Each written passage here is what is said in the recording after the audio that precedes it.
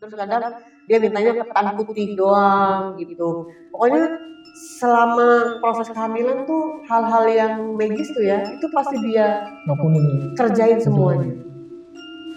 Pas lahir laki-laki kan, laki-laki terus apa bilang ini nih gara-gara ini. Jadi kan si suami kan maunya anak perempuan kan, jadi semua tuh udah dibeliin tuh baju perempuan tuh mas. Itu saya 2 kali mas didatengin sama perempuan bergaun hijau. Seperti Nyiroro gitu. Yang pertama itu beliau datang, itu pakai kereta kencana. Waktu kecil ya umur 1 tahun 2 tahun itu badannya berbulu semua. Di belakang. Berbulu semua. Berbulu Semua. Sekarang ini ada tandanya di sini.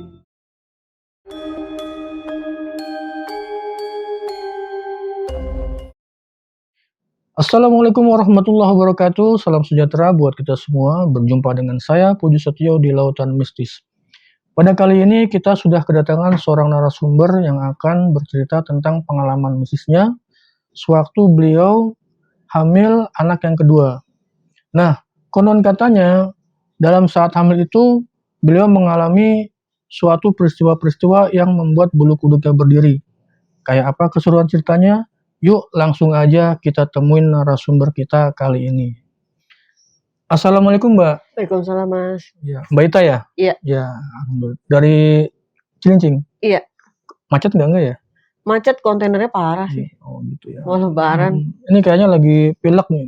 Lagi kurang enak badan. Ya, mudah-mudahan diberikan kesembuhan ya Mbak ya. Amin. Mudah-mudahan juga teman-teman yang lagi nonton channel ini selalu diberikan kesehatan dan kemudahan dalam segala hal. Amin ya Allah ya Rabbal alamin. Oke Mbak, bahkan ini kan pernah tadi di belakang layar kan bercerita tentang pengalaman waktu hamil yang kedua ya. Itu kan katanya suami mbaknya belum menginginkan ya? Sebenarnya saya nggak mau ya karena kan udah ngelihat gelagat suami gitu ya, jadi cukup udahlah 1 aja gitu. Tapi karena suami ke orang tua saya, akhirnya saya di-pressure kan, punya anak 1 begini ya mau nggak mau akhirnya saya ya ikut gitu ya, itu hamil lagi gitu. Tapi prosesnya itu nggak langsung mulus begitu aja gitu kan. Ya banyak hal lah, salah satunya ya dia minta gaib itu ya minta kehamilan saya dari gaib. Oh, jadi prosesnya itu secara gaib. Jadi setelah saya bersedia gitu untuk hamil anak kedua, langsung dibawa ke orang pinternya gitu. Ditahan dulu Mbak ceritanya Mbak ya. Oke teman-teman, sebelum kita masuk ke dalam ceritanya, yuk bantu channel kita Lautan Mistis agar lebih berkembang lagi dengan cara tekan tombol subscribe, like, share, and comment, serta jangan lupa aktifkan lonceng notifikasinya agar kalian selalu mendapatkan video-video terbaru dari kita Lautan Mistis. Oke, bagi teman-teman yang mau jadi narasumber seperti Mbak Ita, caranya gampang banget. Langsung aja DM kita ke lautan.mistis atau bisa ngechat langsung ke kita nomor yang WA yang sudah tercantum di kolom deskripsi. Oke, tak lama-lama lagi, langsung aja pasang headsetnya, seduh kopinya, mari kita dengarkan.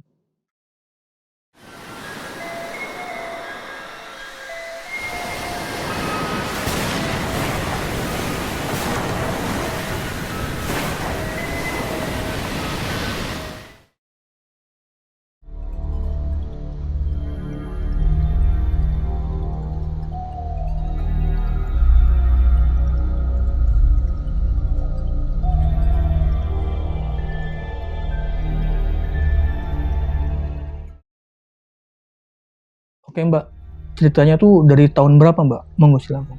Jadi sebenarnya keributan itu dari 2008 tuh aku udah banyak keributan gitu ya. Jadi sebenarnya sudah malas juga mempertahankan rumah tangga gitu kan.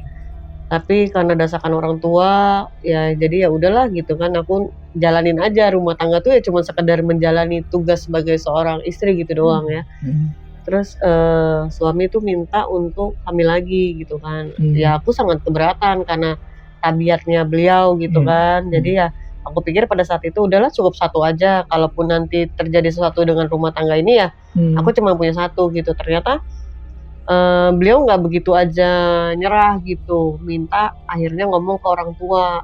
Akhirnya karena saya didesak juga orang tua ya suami gitu juga, ya udah mau nggak mau akhirnya hamil gitu ya. Ya udahlah pasrah gitu, kalau memang ini ya udahlah gitu, kalau memang nanti nggak ada jodoh ya udah gitu kan. Udah pada saat saya mengiyakan hari itu, saya mengiyakan untuk hamil anak kedua. Langsung hari itu saya dibawa ke orang pinternya gitu Mas, dibawa ke orang pinternya di Cikarang. Gitu.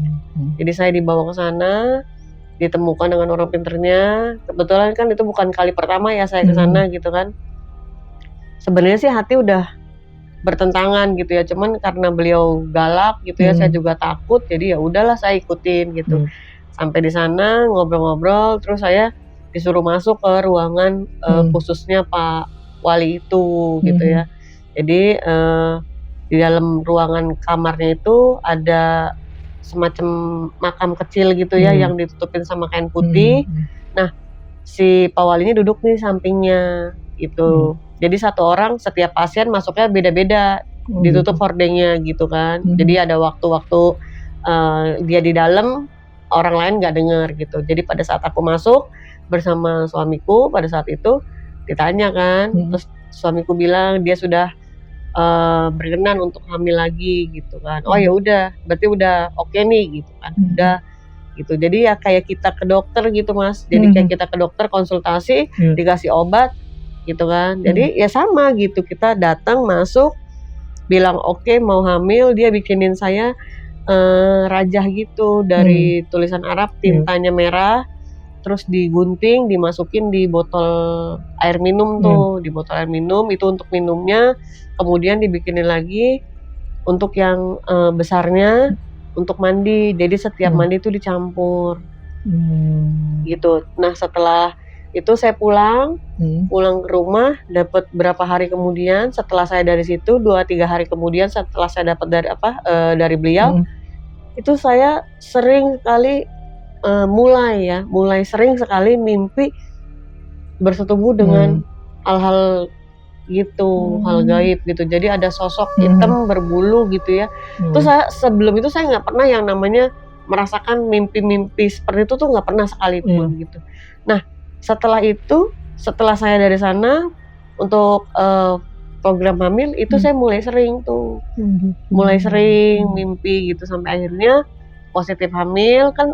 Pesannya dari pesan dari si Pak Wali itu selama dalam prosesnya kehamilan dari dia itu, saya tidak boleh berobat kemanapun, mau ke dokter, ke bidan atau ke paraji itu nggak boleh. Sampai ya dia nggak ngasih alasan, pokoknya dia bilang kalau sama bapak kita nggak boleh ke dokter ya, nggak boleh ke rumah sakit, nggak boleh ke bidan, nggak boleh ke paraji gitu kan, sampai nanti di atas 7 bulan baru boleh periksa gitu kan. Nah aku mau tanya gitu, cuman kan karena suamiku galak ya udah jadi aku diem aja gitu kan. Aku pikir semua juga yang punya kuasa kan Allah gitu kan, ya udah.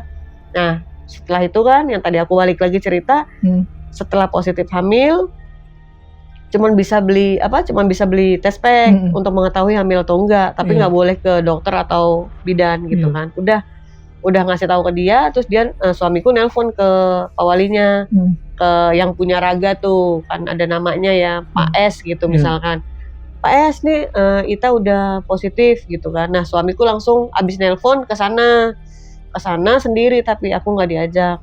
Nah udah dari sana ya itu yang aku bilang, mulai seringlah mimpi bersetubuh dengan makhluk itu ya, makhluk gaib. Tapi maaf Mbak, biasanya kan kalau secara alami ya, kalau orang mengandung itu kan ada gejala mual, pusing gitu, sama nggak seperti itu? Gejalanya sama gitu ya, cuman ya itu yang di luar kebiasaan hamil yang awal ya. Waktu saya hamil pertama tuh kan hamil berobat ya kan, minta obat pusing, minta obat mual gitu ya, minta vitamin. Ini pokoknya enggak, pokoknya kalau misalkan mual, pusing, itu dikasihnya air yang dari dia itu, yang tadi saya bilang itu. Jadi kalau habis tuh bisa di refill gitu, ibaratnya diisi ulang lagi gitu. Pokoknya nggak boleh minum obat dari dokter atau obat dari bidan atau dari paraji gitu ya, itu nggak boleh. Pokoknya cuman dari airnya dia aja. Jadi selama proses kehamilan tuh sampai ya itu tadi aku bilang sering mimpi bersetubuh gitu. Nah, di malam-malam tertentu tuh suami ya ngasih bikin kopi pahit, kopi manis gitu ya. Dia nyajin gitu ya. Mohon maaf. Jadi ada di sudut meja ya, di sudut ruangan karena aku punya ruang tamu 2. Ruang tamu yang pertama itu ada TV-nya, ruang tamu yang belakang itu hanya untuk kursi aja gitu, kursi tamu.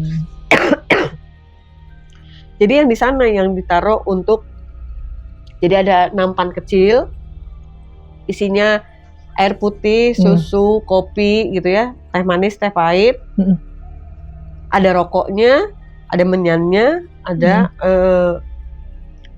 bunga kue basah gitu sama bunga. Itu setiap malam tertentu apa tiap gimana Mbak? Itu malam tertentu. Malam tertentu aja ya? Itu malam tertentu. Tapi Mbak nggak nanya, maaf, nggak menanya itu buat gimana siapa tuh? Kan balik lagi saya bilang dia kan galak banget. Jadi takut ya? Jadi cuma disuruh ya udah gitu, disuruh ya udah gitu doang. Terus nanti kalau misalkan setelah saya bikin sajian itu ditaruh di meja tamu sebelah paling ujung, itu dia pasti ngomong, nanti kamu matiin lampu ya, udah tidur, nggak usah nungguin dia gitu. Jadi kan di kamar sendiri gitu? Ya itu di ruang tamu. Jadi kamar saya tuh pintu kamar saya tuh sama ruang tamu tuh seberang-seberangan. Jadi saya bisa ngelihat ke ruang tamu itu dari pintu kamar gitu. Jadi dia suruh saya tutup pintu dan nggak boleh keluar, matiin lampu juga. Cuman karena saya penasaran kan dia ngapain gitu kan di sana.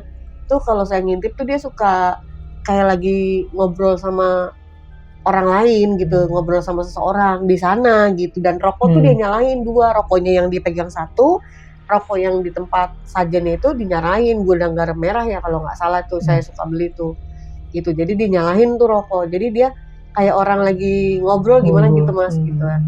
Jadi ya saya suka ngintip gitu, apa sih sebenarnya dia kerjain gitu. Terus juga banyak hal yang buat saya tuh aneh selama proses kehamilan gitu. Yang harusnya dia sholatnya karena Allah ya kita sholat karena Allah, kalau dia tuh sholatnya ya karena perintahnya si wali itu. Ada yang dibaca, terus ada yang disolatin sama dia berupa barang-barang gitu kan. Jadi hal-hal yang najisnya tuh terlalu banyak gitu. Terus sampai akhirnya saya di usia kehamilan 7 bulan ya, udah 7 bulan, udah seneng nih kan mau ke rumah sakit gitu. Nah itu belum boleh tuh 7 bulan, dia datang dulu ke rumahnya orang pinternya tuh kan, udah 7 bulan Pak gini gitu kan. Terus dia dikasih air, jadi dikasih airnya itu kalau yang ini khusus untuk di perutnya aja, karena udah besar kan, diolesin gitu ya? Jadi di perutnya aja dikasih air. Terus dia bilang nanti kalau airnya udah habis baru boleh ke periksa ke rumah sakit gitu. Nah setelah airnya habis kan saya penasaran ya, ada apa sih kok nggak boleh periksa gitu kan. Terus ya itu saya ke dokter kan sama ibu saya, ke dokter USG, katanya bayinya alhamdulillah normal, nggak ada apa gitu. Ya udah saya kan udah alhamdulillah lah bayinya normal gitu, nggak ada kendala. Nah yang jadi permasalahan lagi adalah ternyata waktu hamil itu dia minta sama si Pak Wali itu anaknya perempuan. Oh gitu, dari perempuan ya? Mintanya anak perempuan, ternyata pas saya USG anaknya laki-laki. Nah di situ dia mungkin ada kekecewaan sama Pak Walinya yang karena semua yang udah dianjurin kan udah diikutin gitu semuanya, nggak boleh ini nggak boleh itu gitu. Nah terus dia datang lagi tuh ke tempat-tempat orang pintar tuh sampai mendekati saya 9 bulan tuh, dia datang ke sini, datang ke sana. Yang lain-lain lagi orang pintarnya. Pokoknya intinya setiap hari tuh dia ibaratnya minta menyan lah gitu. Kesana kemari gitu. Terus ada lagi yang dia baca, terus dia tengah malam bangunin saya, dia mau puasa putih 40 hari sebelum si anaknya lahir gitu ya. Mungkin dia pengen merubah ya dari perempuan dari laki-laki jadi ke cewek gitu kan, karena dia kan memang permintaannya di awal kan perempuan gitu. Terus ya itu buka puasanya ya cuma nasi putih, air putih gitu doang. Terus kadang dia ada puasa tengah malam tuh dia sahur, saya dibangunin, dia mintanya dibikininnya bubur, nggak pakai apa-apa. Gitu. Jadi ya gimana kan kalau bikin bubur itu kan Mas nggak sebentar ya, lama gitu. Nah kalau dia bangunin saya dari jam 2 pagi, bikin bubur kan sampai jam 4 kadang kita udah ngantuk gitu ya di dapur gitu. Dia tuh nggak mau tahu, pokoknya itu harus sedia gitu. Terus kadang dia mintanya ketan putih doang gitu. Pokoknya selama proses kehamilan tuh hal-hal yang magis tuh ya, itu pasti dia kerjain semuanya. Yang bau melati, yang beli minyak Javaron, beli ini beli itu. Terus ada yang dia sholatin, kalau pas dia sholat itu kujang 2, yang ya kujang yang segini-segini ada 2 katanya, lekuk dia kan. Begitu. Terus ada lagi yang kayak keris tapi juga sepasang gitu. Jadi banyak hal yang selama proses kehamilan tuh ya yang dia kerjain gitu. Memang dia itu kan memang orangnya penikmat dukun ya. Jadi memang hidupnya dia tuh memang di atas dukun gitu. Cuman pas proses kehamilan ini semakin intens. Mungkin permintaannya dia kan karena yang awal minta perempuan ya, belum terlaksana nih, masih cowok, tapi saya masih posisi baru 8 bulan. Dia pikir kan masih ada waktu sampai proses melahirkan gitu kan. Nah, proses melahirkan itu ternyata sampai mau melahirkan itu saya udah bukaan 5. Bukaan 5, anak pertama kan waktu itu normal. Bukaan 5 kan harusnya normal juga dong kalau udah bukaan 5 gitu ya. Ternyata jam 12 siang sampai di 6 sore itu udah diinduksi, bukannya bertambah, bukannya malah ketutup. Malah ketutup dan posisi anak yang tadi kepalanya di bawah berpindah ke atas. Jadi kepalanya di atas ini. Jadi nyungsang ya Allah. Jadi nyungsang. Ya Allah. Padahal itu udah bukan 5, udah di bidan saya. Udah harusnya saya nggak berpikir untuk sesar gitu kan. Tapi ternyata ya Allah mungkin berkehendak lain kan. Udah tuh akhirnya saya bingung kan, nih gimana orang kita nggak persiapan untuk sesar gitu kan. Terus dia nggak mau datang tuh Mas, dia nggak mau datang ke rumah sakit. Dia sama sekali nggak mau datang. Jadi pas dia tahu itu saya mau melahirkan, mungkin dia masih yakin bahwa itu anaknya belum berubah, masih laki-laki gitu ya. Jadi dia tuh nggak mau ke rumah sakit. Jadi semua tuh saya ngurus sendiri sama orang tua, sama keluarga. Tuh akhirnya kan orang tua saya bingung kan. Dari bidan kan ditolak dong harus ke rumah sakit karena posisi anaknya udah di atas gitu kan. Terus dia bilang sama saya nelpon dia kan. Terus dia bilang, "Udah minum lagi airnya" gitu kan. Ya udah diminum, ini udah yang air mineral yang seliter setengah itu ya namanya orang hamil mau melahirkan kan udah kembung minum segitu banyak gitu kan. Dia marah-marah gitu kan. Ya udah pokoknya minum itu, pokoknya airnya udah pasti. Terus mungkin dia nelpon lagi sama Pak Walinya. Maghrib tuh mau jam 6 tuh saya mau pindah ke rumah sakit, dia datang bawain air aqua 2 gitu kan. Terus saya disuruh minum sama disuruh usapin lagi di perutnya gitu kan. Dia masih kontakan tuh sama mbahnya tuh sama Pak Wali tuh kan. Dia masih kontakan. Terus kebetulan dokter saya itu dokter Bas waktu itu lagi main tenis di Chiang Mai. Jadi saya bingung kan mau kemana, karena saya waktu terakhir kontrol tuh sama dokter Bas gitu kan. Terus dokternya bilang, ya udah tunggu, saya pulang ke Indonesia tapi nanti malam jam 12. Nanti saya tiba di Indonesia kita langsung operasi gitu kan. Udah tuh, jadi saya kan nungguin beliau ya, ketuban udah pecah, udah rembes gitu ya, udah pecah. Pokoknya harus keluar hari itu juga. Akhirnya saya dibawa ke rumah sakit pelabuhan. Dari rumah sakit pelabuhan nunggu dokter Bas datang jam 11 malam. Dokter Bas datang jam 12 tepat saya operasi kan. Itu sama sekali dia nggak datang. Dia malah bilang jangan sampai orang kantor tahu kalau saya lahiran. Gitu. Karena pokoknya dia nggak mau lah kalau orang suami nggak datang, alasannya kenapa Mbak? Ya pokoknya dia nggak mau datang aja. Apa kecewa atau? Dia sih nggak bilang, pokoknya dia bilang nggak mau datang gitu lah. Pokoknya dia bilang dia cuma by phone kan. Dia cuma telepon, lu jangan sampai ngomong sama orang kantor kalau lu lahiran gitu kan. Lah sedangkan bapak saya aja yang punya kantor. Bapak saya aja bilang saya nggak ke kantor karena anak saya lahiran gitu dari jam 12 siang tuh kan, kemarin hari ininya gitu kan, sampai besoknya berarti kan orang kantor masih tahu bahwa memang si bapak nggak bakal ke kantor karena anaknya masuk rumah sakit. Malah dia nelpon saya, lu awas ya kalau sampai orang kantor tahu kalau lu lahiran. Lah terus gimana ceritanya, orang bapak saya aja udah ngomong di kantor kan kebetulan dia kerja di kantor papa gitu kan. Udah akhirnya semua udah diurus-urus sama papa gitu ya, sampai masuk ke ruang operasi juga semua itu papa yang handle, keluarga saya semua gitu. Dia nggak ada sama sekali, dia nggak mau datang. Sama sekali dia nggak mau datang. Jadi jam 12 malam aku masuk ke ruang operasi, dioperasi, papa yang nungguin di ruang operasi, papa juga yang ngajanin karena dia nggak mau datang kan.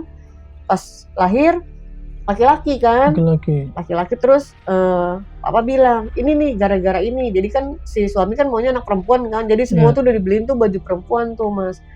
Jadi sama papa bilang kan ini nih gara-gara ini nih ngarap-ngarap anak perempuan jadi lahirnya sesar. Coba kalau terserah sama Allah gitu ya, pasti udah lahiran normal karena udah bukan 5 gitu kan. Ya udah akhirnya udah papa urusin semuanya. Karena mungkin dia malu sama papa ya, pagi-paginya hari besoknya baru dia datang sebentar, cuman ngeliat, tapi dia ngomong sama saya, gue nggak mau ngasih nama, itu urusan lu gitu. Waduh, sebegitunya sampai akhirnya dia balik lagi tuh ke rumah Pak Wali itu kan. Setelah saya lahir tuh saya dengar kan, saya tahu gitu ada yang ngasih tahu lah gitu, ada orang baik yang ngasih tahu saya. Jadi dia tuh ternyata sama Pak Wali itu disuruh nikah lagi sama perempuan lain. Menikah lagi? Iya, sama si pasiennya Pak Wali itu. Oh, sama pasiennya juga? Jadi pasien juga tapi yang bawa suami saya gitu. Jadi dulu itu kan orang tua saya punya perusahaan tracking. Nah, karena si suami saya ini dijadikan papa jadi direkturnya gitu ya. Nah, jadi papa tuh bilang kendaraan kita unit-unitnya pakai GPS supaya kita lebih tahu nanti supir-supir ada di mana gitu. Nah si ceweknya ini sales GPS yang datang ke perusahaan papa untuk menawarkan GPS gitu ya. Ya gimana ya mas, mungkin namanya laki-laki merasa pada saat itu dia megang uang banyak. Dia dulu bilangnya itu sama si perempuan itu perusahaan itu adalah perusahaan dia, perusahaan bapaknya. Padahal kan dia juga numpang gitu ya, itu kan punya orang tua saya gitu. Nah sehingga si cewek itu terpikat lah gitu. Dia pikir awalnya itu perusahaan aset-aset punya dia, suami gitu. Jadi dinikahkan. Ceritanya si salesnya itu berkeluh kesah lah sama suami saya. Jadi dia sudah disetujui sama pacarnya, tapi pacarnya nggak mau bertanggung jawab. Ceritanya si sales itu minta suami saya untuk cari orang pinter supaya si pacarnya itu mau bertanggung jawab sama dia gitu. Nah ternyata sama si Pak Wali itu diputer lah, bukan si cowoknya itu yang bertanggung jawab, tapi suami saya lah yang dinikahin sama perempuan ini. Nah mungkin karena malu lah. Iya, tapi di saat itu si cewek tadi udah hamil belum mbak? Belum. Oh belum. Cuman mungkin keperawanannya sama pacarnya mungkin dia maunya tadinya, mungkin dia pikir nggak bakal ada yang mau terima dia gitu ya. Gitu. Jadi ceritalah, curhat sama suami saya, ada nggak orang pinter gini. Ya dibawalah sama suami saya ke tempat Pak Wali itu. Gitu. Awalnya sih di situ dinikahin sama dia. Gitu. Nah terus? Ya jadi sampai akhirnya balik lagi tadi saya lahiran gitu ya, karena dia malu mungkin. Akhirnya dia datang tuh ke rumah sakit paginya sekitar jam 10 dia datang, tapi dia bilang kan dia nggak mau namain anaknya karena kan dia maunya anaknya perempuan, kebetulan yang lahir kan laki-laki gitu kan. Ya sudahlah, akhirnya saya sama papa yang menamai gitu kan anaknya gitu. Pokoknya ya dia cuma ngelihat sepintas lalu gitu. Nah sejak saya keluar dari rumah sakit sampai tiba di rumah ya, itu dia udah nggak pernah pulang tuh mas. Udah nggak pernah pulang lagi ke rumah. Jadi dia tinggal di rumah orang tuanya, orang tua ibu tirinya gitu ya, dia tinggal di sana. Ya pokoknya seminggu setelah saya lahiran, saya dengar dia dinikahkan sama ibu tirinya sama perempuan itu, gitu. Sampai akhirnya ya saya tahu gitu kan, saya tahu. Ya saya sih nggak minta apa-apa ya gitu sama dia kan, gitu kan. saya cuma minta saya diceraikan gitu kan. Mhm. Tapi kan ternyata dia juga nggak segampang itu ya mau menceraikan saya, karena kan aset semua punya orang tua saya gitu kan. Jadi ya mungkin dia khawatir. Nah disitulah dia minta sama lagi-lagi ya sama Pak Wali untuk membungkam saya supaya saya tuh nurut gitu. Jadi banyak lah di rumah gitu ya, di rumah tuh raja-raja gitu tuh banyak sama dia, udah ibaratnya tuh udah dipasangin dulu lah sebelum saya minta cerai gitu nantinya gitu. Ya sampai akhirnya ya saya ketemu sama saudara ya, saudara itu sebelah rumahnya tuh ada orang pinter gitu ya, ibu-ibu gitu ya, dia ngasih tahu kalau saya tuh dijahatin terus sama suami saya gitu kan. Tapi saya nggak percaya kan sama si ibu itu gitu kan. Sudah bilang, ya udah kalau nggak percaya nanti kamu pulang dari sini ke rumah, sampai di rumah kamu ganti spray kamu ya gitu. Emang apaan? Saya bilang gitu kan, saya masih nggak percaya tuh. Emang ada apa gitu? Ya udah kamu pulang sampai rumah ganti aja spraynya gitu. Saya pulang belum ngapa-ngapain, anak saya kasih nenek saya kan, waktu itu saya tinggal sama nenek kan almarhum. Saya kasih anak saya sama nenek, saya buka tempat tidurnya, ternyata bener di bawah tempat tidur tuh ada kain segini nih mas, buntelan warna merah. Kayak jimat gitu. Kayak jimat, pas di bawah ranjang itu, di bawah kasur ya. Jadi kan saya pakai ranjang, pas saya angkat kasurnya tuh di antara itunya ada ini raja itu, raja merah ini. Tapi ada tulisan-tulisannya dijahit, jadi dijahit. Jadi kayak udah disarungin gitu ya. Di dalamnya itu pasti ada tulisannya karena kan dia tebel ya. Terus segini, terus saya belum berani buka tuh. Akhirnya saya titipin anak saya sama nenek. Saya ke rumah ibu itu lagi bawa barang ini yang tadi saya temuin kan. Saya bilang, Bu, ternyata setelah yang saya pulang dari sini, ibu bilang saya suruh ganti spray, saya temuin ini. Kan tadi saya udah bilang, dia bilang gitu kan. Ini Bu apa? Saya bilang gitu kan. Saya takut ada apa. Ya udah katanya, mau lihat gitu kan. Iya saya mau lihat gitu. Jadi dibuka tuh mas sama ibu itu, dibuka. Ternyata itu ada fotokopian gitu ya, fotokopian gambarnya Semar, tapi kan ada rajahnya itu. Iya, ada tulisan Arabnya gitu ya. Iya gitu. Nah saya tuh kan nggak tahu ya, itu apa fungsinya gitu kan. Pokoknya kata si ibu ya ini intinya buat nundukin saya gitu kan, gitu. Oh terus gimana Bu? Saya mau saya udah nggak mau gitu sama dia, kalau misalkan dia begini terus gitu ya, main perempuan apa segala macam, saya udah nggak sanggup gitu. Dia bilang kan baru lahiran, ya udah nggak apa-apa, saya bilang gitu kan, kalau memang Allah memang kasih jalannya begini daripada makan hati setiap hari. Dia bilang ya udah pulang aja, nanti pulang juga dengar berita gitu kan. Berita apa? Saya bilang gitu kan. Udah pulang aja dulu, nanti juga dengar berita. Ternyata pas saya pulang, besokannya tuh suami kan pulang tuh, udah berapa hari nggak pulang kan. Dia pulang, ternyata handphonenya dia tuh bunyi. Biasanya tuh handphonenya zaman dulu kan 2100 ya Nokia. Itu kan handphonenya kemana-mana biasanya dibawa. Ini enggak, tumben taruh di meja kerja. Dia alasannya tuh pulang mau nganterin saya kontrol jahitan ke rumah sakit. Jadi dia nanya saya mau jadi nggak kontrol, saya bilang nanti dulu gitu kan. Setelah itu saya ganti baju, saya keluar, ayo, ternyata dia bilang nanti dulu mau buang air besar gitu. Dia taruh tuh handphonenya di meja kerja, ternyata ada SMS bunyi. Kan kalau Nokia itu kan ada sepenggal tulisan ya di layar itu kan, misalkan apa gitu.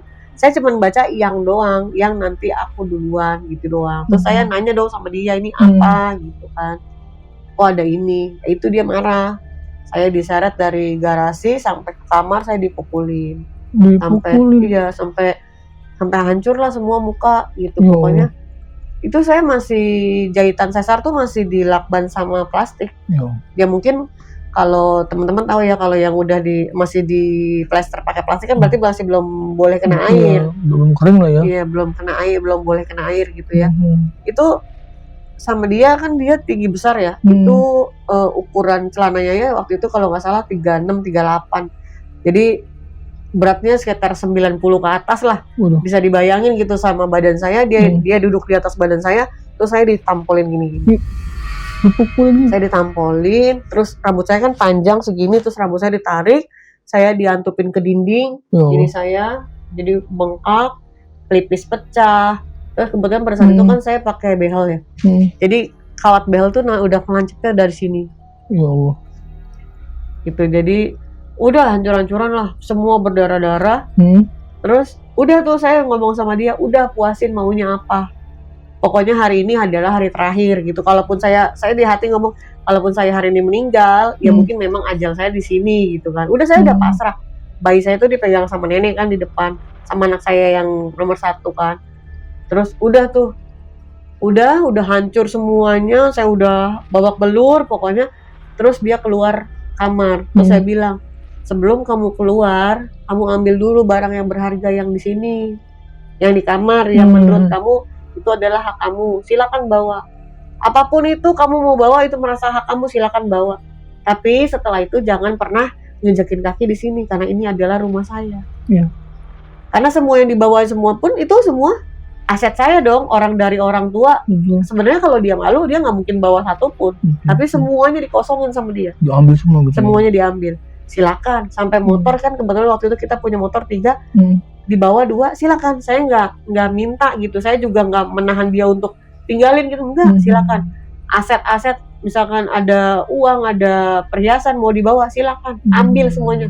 Kalau memang kamu merasa berhak atas hak itu, silakan.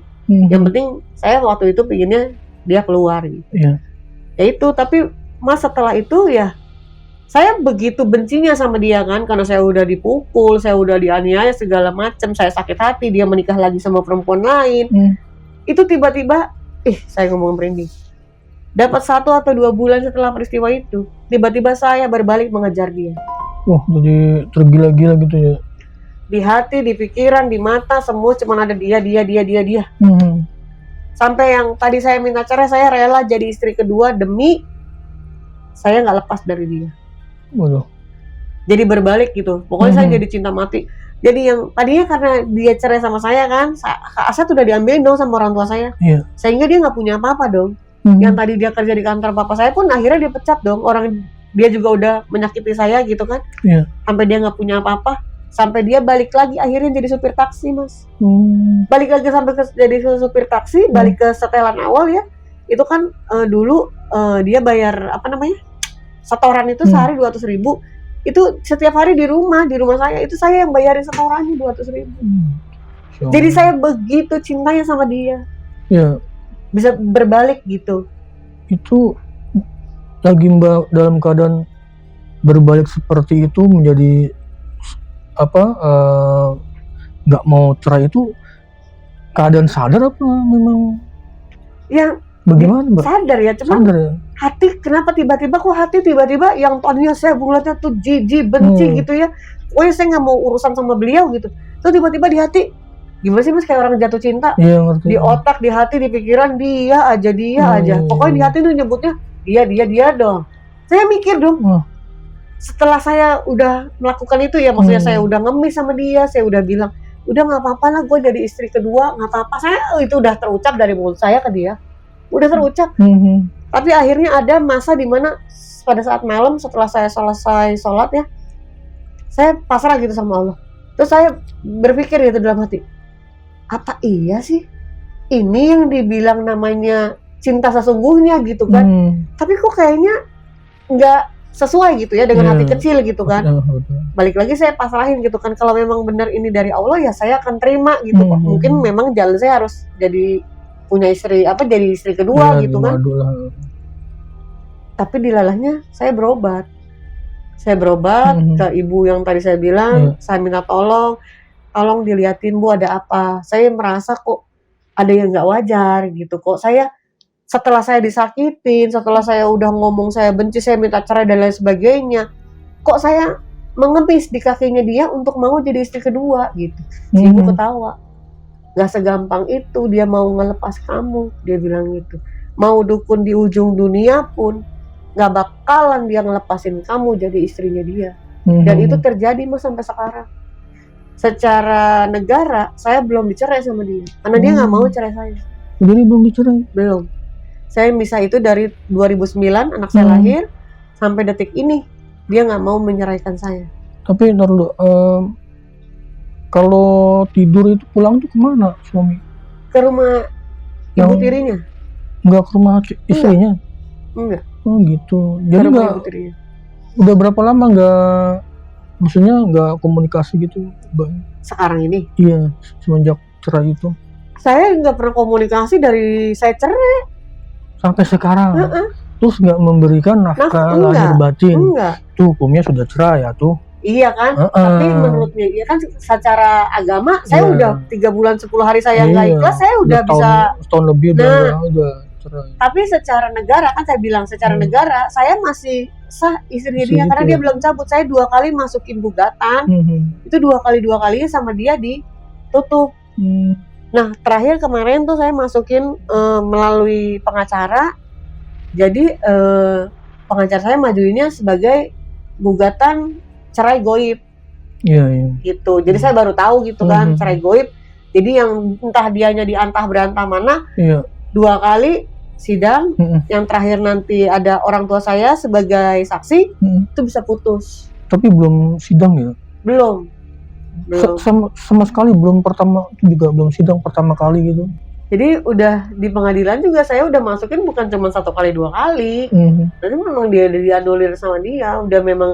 Jadi kita sidang mediasi nih, kita nggak ketemu, saya nggak ketemu sama dia, nggak tahu dia nyuruh orang, nggak tahu dia nyuruh siapa, tiba-tiba udah ditutup sidangnya, dianulir, pokoknya dibatalkan gitu ya. Udah, saya masukin lagi. Itu saya ngajuin sidang cerai itu Mas, dari pertama pengadilan agama masih di sana, masih di belakang PMI. Sampai udah pindah ke sini 2 kali saya ngajuin di sini. Itu semuanya nggak ada yang lancar. Ada aja kendalanya. Giliran saya udah masuk ke sidang pertama, sidang kedua kan harus ada saksi ya dari orang tua saya. Orang tua saya satupun gak ada yang mau datang. Alasannya saya nggak boleh cerai sama dia. Sampai detik ini. Malah saya pernah ya menikah sama orang lain ya secara agama gitu ya. Saya bawa tuh suami saya ke orang tua saya. Malah sama papa saya malah dibilang, Mas nanti kalau suaminya datang, suaminya mau balik lagi sama dia, kamu ceraiin ya istrimu. Kan jadi aneh ceritanya Mas. Jadi ya keluarganya si laki-laki merasa ini pernikahan apa permainan gitu kok. Seenaknya orang tua kamu bisa nyuruh anak saya ninggalin kamu nanti kalau suami kamu datang gitu kan. Sebenarnya kamu mau cerai apa enggak sama yang di sana? Kan akhirnya jadi begitu gitu kan. Sampai sekarang masih. Tapi dari segi mistisnya ya, kan Bawan di mistisnya ini kan hanya bermimpi berhubungan dengan sosok berbulu ya. Ada nggak selain daripada yang lebih bagaimana, lebih ekstrim gitu? Kira-kira ada nggak? Sebelum lahiran ya, setelah saya mimpi bersetubuh sama yang berbulu itu saya 2 kali Mas didatengin sama perempuan bergaun hijau. Seperti Nyi Roro gitu. Yang pertama itu beliau datang, itu pakai kereta kencana. Ada saya ngomongnya merinding. Ada kereta kencananya. Terus beliau itu pakai baju hijau ya, selendangnya kuning gitu. Terus beliau nanya sama saya gitu. Jadi katanya sebelum saya ketemu beliau tuh pengawalnya bilang kalau mau ketemu sama beliau harus suci dulu gitu ya, bersuci diri gitu ya. Nah, saya udah setelah ngambil wudu saya masuk tuh, ya kan, saya jalannya tuh ya yang kayak di kerajaan-kerajaan gitu kan. Saya ketemu sama beliau, ya walau alam ya itu benar atau cuma sekadar bunga mimpi saya juga kurang paham. Jadi saya ketemu beliau, terus beliau bicara gitu kan, dia mau mengajak saya. Terus saya bilang, mohon maaf ibu, ibu Ratu kalau saya mau diajak, saya maksudnya belum berkenan gitu kan, belum berkenan. Terus dia bilang, ya udah kamu mau ikut nggak, ikut ajarannya dia. Terus saya bilang saya tidak mau mengikuti ajaran yang di luar dari ajaran yang saya anut saat ini gitu. Kalau memang tidak bertentangan dengan kepercayaan yang saya pegang saat ini, saya bersedia. Tapi kalau memang bertentangan ya mohon maaf, saya tidak bisa mengikuti gitu. Saya ngomong kayak gitu. Terus dia bilang, oh ya udah kalau kayak gitu. Terus saya disuruh pulang tuh, keretanya jalan. Terus dapat berapa bulan kemudian saya cerita tuh sama suami saya. Terus dia bilang, ya udah nanti ngomong sama Pak Wali, ngomong tuh sama Pak Wali. Nah udah ada diomong, dikasih air, terus kemudian dapat berapa seminggu atau kurang lebih 1 bulan ya, itu datang lagi warna hijau juga, sama juga. Terus dia ngeliatin saya, tapi kalau itu cuma ngeliatin saya, cuma ngeliatin senyum, bagaimana, cuma gitu doang. Tapi sambil begini, sambil bagaimana gitu, udah belum gitu kan, ya saya takut ya kan gitu. Terus saya lagi-lagi ngomong tuh sama suami, akhirnya saya juga dibawa juga ke orang pintar juga yang beda dari Pak Wali, waktu itu di daerah Serang kalau nggak salah. Jadi ya itu sebutannya Abah Bongkok Tongkat Mas gitu kalau nggak salah ya. Itu mukanya percis banget sama Semar gitu. Gitu Mas, saya pernah ke sana gitu. Jadi saya beberapa kali ya dibawa ke orang-orang pintar ya sama mantan suami gitu kan.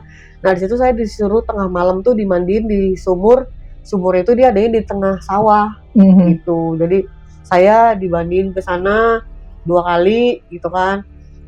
Terus dia nanya tuh waktu mandiin pertama, gimana, dingin nggak? Buset, ini mah kayak air es gitu kan. Ya udah berarti memang ada yang ikutin gitu kan. Yang kedua kali udah mendingan, yang kedua kali malah diantar sama ibu mertua gitu. Orang pintar yang di Serang itu yang sebutannya Abah Bongkok Tongkat Mas itu bilang katanya ada yang ngikutin gitu kan. Gitu. Ada yang ngikutin, memang bener gitu kan. Jadi ya lagi dibersihin lah, tahap pembersihan gitu ibaratnya gitu. Karena pas mau datangnya ketiga ternyata mantan suami saya dengar istrinya si Abah itu meninggal, ketembak, katanya kena serangan goib gitu kan.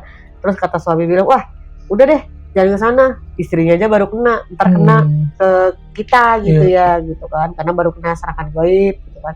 Akhirnya kita nggak kesana lagi, saya nggak kesana lagi. Akhirnya ya udah tuh dimintain air dari Pak Wali gitu, karena setiap kali saya tutup mata itu pasti dateng, baru tutup doang kelihatan nampak gitu. Nampak tuh dia kayak kita lagi nonton film ada iklan gitu ya, itu pasti dia hadir pasti gitu. Sampai berapa bulan saya sampai takut gitu kalau waktu mau tidur gitu ya, takut karena setiap kali mau pejamin mata pasti beliaunya hadir gitu ya. Sampai ya suami saya mintalah kesana kemari, namanya juga dia bahannya banyak gitu ya, punya banyak gitu. Sampai akhirnya ya saya udah nggak mengalami itu lagi ya. Saya nggak tahu ya itu dari mana, dari siapa, saya juga nggak tahu gitu ya. Tapi dia datang. Nah datang lagi yang ketiga kalinya itu setelah anak saya lahir. Tuh perempuan yang sama, pakai mahkota, bajunya hijau gitu ya, selendangnya kuning. Tapi kali ini dia mau minta anak saya yang kedua ini gitu. Terus saya peluk gini kan, dia mau ngambil anak saya, dia mau ngerampas. Saya bilang nggak bisa, saya peluk gini, ini saya digigit. Jadi giginya tuh ada taringnya. Jadi di sini nancep Mas. Jadi pas bangun tidur tuh sini saya berasa sakit. Pas bangun tidurnya. Itu kan pasti saya udah cerai ya sama suami ya, karena anak udah umur kurang lebih 2 tahun 3 tahun ya. Itu dia mau minta. Saya bilang nggak bisa, ini anak saya, ini hak saya. Pas dia mau tarik, saya begini anak saya peluk, saya kena gigitnya, gigit taring kayak ular gitu ya, 2 sini nancap. Setelah bangun tidur saya baru berasa sakit. Tapi efeknya nggak sakit apa gimana? Maksudnya demam. Anak itu demam. Mbaknya sendiri? Enggak, alhamdulillah sih saya enggak ya. Cuman anak itu demam gitu ya. Terus udah tuh saya udah khawatir kan, takut dia kenapa-napa gitu kan. Pokoknya ya ekstra gitu, pokoknya ekstra ke dia gitu. Kebetulan juga kan, kebetulan saya mungkin rada peka gitu ya. Jadi kalau dia anak-anak 2 mau sakit nih, sebelum saya tutup mata pasti kelihatan hitam, mukanya mereka tuh hitam, itu berarti mereka mau sakit nih. Oh gitu. Jadi saya udah ini duluan gitu, karena saya takut kan. Tapi saya takutnya lebih ke yang anak yang kedua ini. Nah pas dia lahiran juga, waktu di awal-awal 1 bulan 2 bulan itu, setiap jam 12 malam itu dia nggak pernah bisa tidur. Itu kuntilanak di rumah tuh teriak-teriak terus, ketawa-ketawa. Jadi kan saya di rumah saya cukup gede ya, 3 rumah jadi 1 kebetulan. Nah saya cuma tinggal sama nenek saya, almarhum. Nenek, anak saya yang pertama, sama anak bayi kan. Jadi itu kalau jam 12 malam tuh nenek saya udah pasti nimang-nimang sambil baca-baca.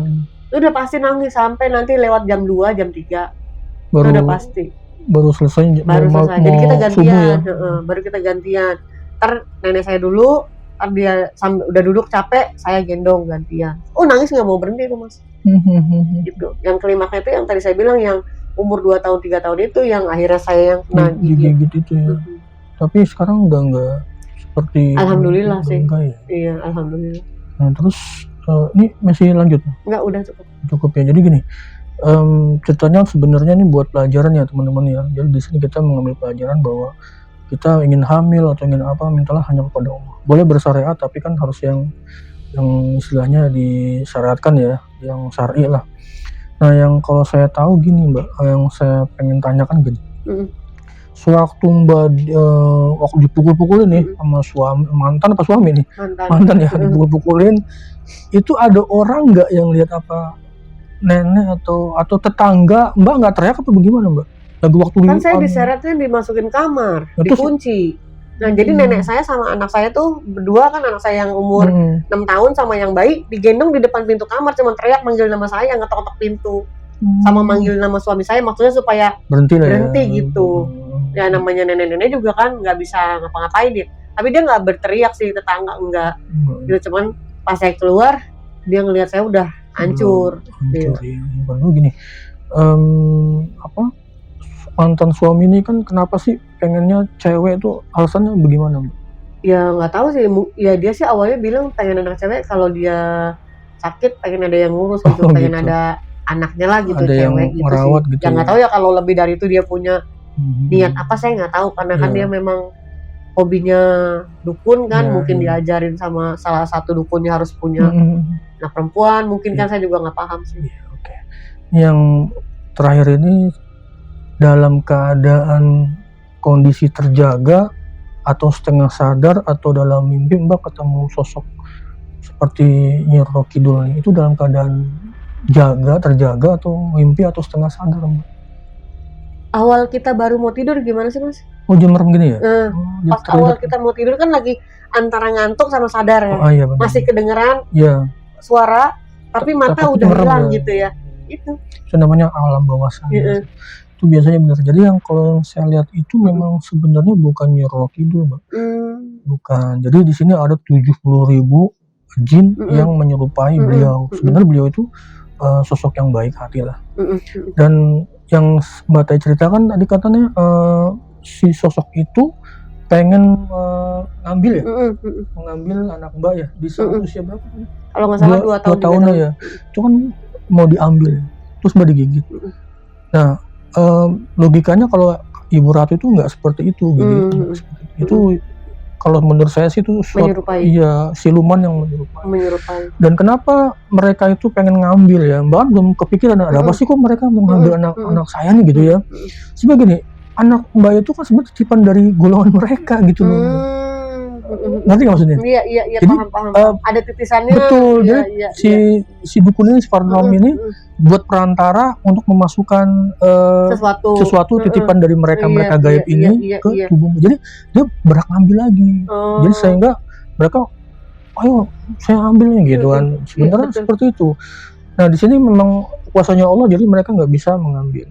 Dan teman-teman bagi anak yang terlahir dari dari campuran seperti itu ya, biasanya ada seperti tanda.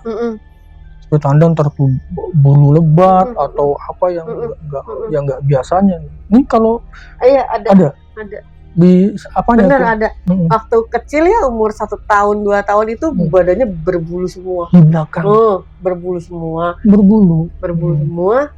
Sekarang ini ada tandanya di sini. Toh gitu ya. Besar apa kecil? Seginilah. Oh, uang logam ya. 200 rupiah. Iya, seuang segini ya. Itu ada bulunya nggak kira-kira? Enggak ada. Tapi toh aja ya. Toh aja. Itu biasanya memang ciri-ciri manusia yang setengah-setengah seperti itu. Imam Mbak ya. Jadi memang kalau memang ada tulisan seperti itu biasanya ada tanda bulu yang nggak wajar. Dan dia itu waktu bulu lebat itu hilang sendiri apa dikerok? Oh hilang sendiri. Yang waktu lahir itu apa bagaimana bulunya? Iya. Banyak kayak rambut gitu. Kayak rambut, karena saya bilang coklat apa hitam apa banyak? Iya hitam. Coklatan gitu. Iya. Banyak. Saya sampai bilang kayak anak monyet gitu ya, mohon maaf ya gitu ya. Karena kan kita nggak tahu ya Mas yang namanya kita pada bercanda mulut gitu kan gitu. Ya kalau Mas ngomong gitu ya saya oh iya bener gitu. Tapi untuk anaknya sendiri ada ini nggak sih Mas? Ada maksudnya ada apa gitu? Oh gini, jadi biasanya nih yang saya tahu ya teman-teman, jadi kalau misalnya ada anak keturunan seperti itu, dia besarnya memiliki suatu kelebihan, seperti dia bisa berdialog dengan makhluk gaib, atau terkadang bapaknya itu Gondoruo tadi yang mencampuri seorang ya, dia bisa dalam keadaan misal bulan purnama nih teman-teman, dia bisa berdialog Mbak sama bapaknya itu, bapak gaibnya ya, itu yang saya tahu seperti itu. Ya biasanya dia punya kecerdasan loh, bisa orang kayak gitu. Bedanya, terlihat aja deh. Dia memang lebih peka dibandingin kakaknya, dan kalau diajak ngobrol tuh pola pikirnya kayak kita lagi ngobrol sama-sama dewasa gitu. Dan ya iya benar, kalau Mas bilang ada tanda ya, saya juga baru ingat ya dia punya tanda di sini dan kecil tuh bulunya lebat sekali. Biasanya seperti itu. Bulunya lebat sekali, bagian pundak ya, itu sampai sini tuh, sampai sini nih. Waduh, sampai sini juga. Sampai kayak monyet sih dia gitu. Kadang kita suka ngeledek ya gitu ya, kita kan karena kita nggak tahu ya Mas ya, jadi kita ngomong sembarangan gitu. Oke deh, itu gitu aja ya Mbak ya. Iya. Oke teman-teman, itu tadi cerita dari Mbak Ita ya Mbak ya. Iya. Semoga ada pembelajaran buat kita semua. Ambil sisi baiknya, jauhkan sisi negatifnya. Tetap ingat pada Allah, selalu mohon perlindungan darinya dari segala gangguan-gangguan yang tidak kita inginkan. Baik teman-teman, bagi teman-teman yang mau jadi narasumber seperti Mbak Ita, silakan DM langsung ke IG kita lautan.mistis, atau langsung aja chat ke nomor WA kita yang nomornya sudah tercantum di kolom deskripsi. Saya Puji Setio dan Mbak Ita pamit undur diri dulu. Mohon maaf apabila ada kekurangan kesalahan. Tetap sehat dan sukses selalu. Wassalamualaikum warahmatullahi wabarakatuh.